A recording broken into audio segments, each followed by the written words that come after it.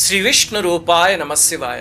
మీరు ఎక్కడైనా పెద్ద తెల్ల జిల్లేడు చెట్టును చూసారంటే కనుక వెంటనే పెద్దవాళ్ళు ఒక మాట చెప్తారు.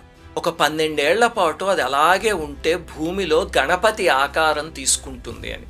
మీరు చాలా ఆలయాల్లో చూస్తే జిల్లేడు చెట్టు కాండం గణపతి తొండంలాగా ఆ ఆకారంతో ఉండి అదే ఆలయంలో ప్రతిష్ఠించి శ్వేతార్క గణపతి అని పూజలు చేయడం కూడా చూస్తూ ఉంటాం కదా.